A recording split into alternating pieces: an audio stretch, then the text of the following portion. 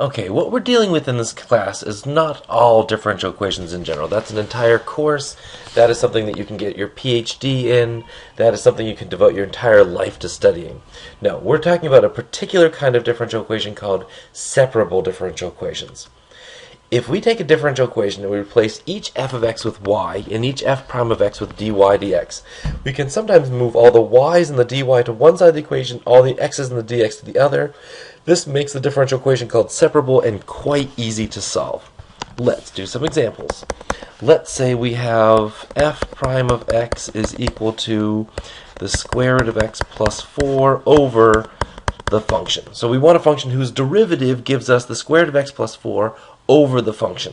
Well, step 1, we replace the derivative with dy dx and the original function with just y.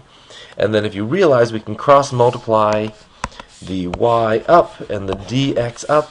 You're not really allowed to multiply that dx, but we've been doing stuff like that all the time. We end up getting y times dy equals the square root of x plus 4 dx.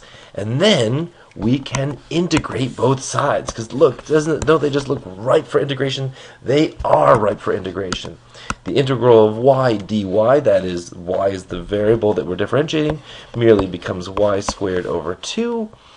And, well, okay, plus c, and this becomes, let's see, that's x to the 1/2, so this becomes x to the 3/2 times 2/3, plus 4x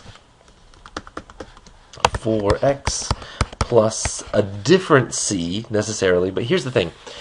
This is y squared plus over 2 plus some constant. This is some plus some constant. We can move those constants to the other side.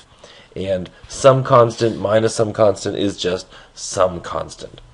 And we're pretty much there. We can multiply both sides by 2. Y squared is 4/3 x to the 3/2 plus 8x plus 2 times a constant is just a constant. I hope you appreciate that these c's are all different, but they still represent any real number.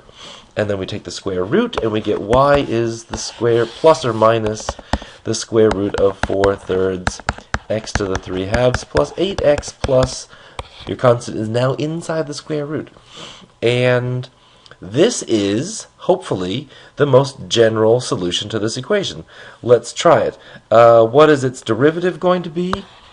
Its derivative is going to be dy dx will be plus or minus, what's that? That's all to the 1/2 power. 1/2 times 4/3 x to the 3/2. Let me just put it below. I'm going to need the room.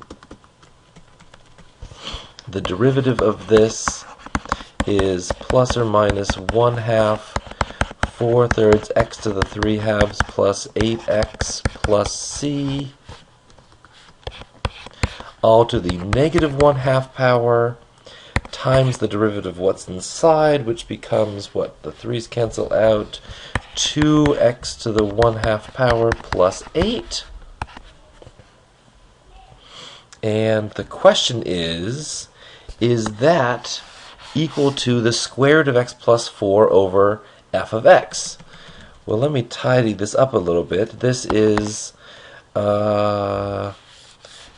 2 square root of x plus 8. Oh, hey, I can multiply that 1/2 in. Multiply that 1/2 by this, and I will get up top just the square root of x plus 4. And I'm going to move the plus or minus down below and get this to the 1/2 power, which is the square root of 4/3 x to the 3/2 plus 8x plus c. And this is square root of x plus 4 over, hey, I've seen this thing before, haven't I? Please, please, please, please, please. That is y. Yes. So that is, in fact, the square root of x plus 4 over f of x. And so, in fact, I'm saying we have the derivative of our function is the square root of x plus 4 over the function, which is what we wanted. And this is the most general thing, because we get lots of different solutions. Here is our solution over here. I'm going to put it in green.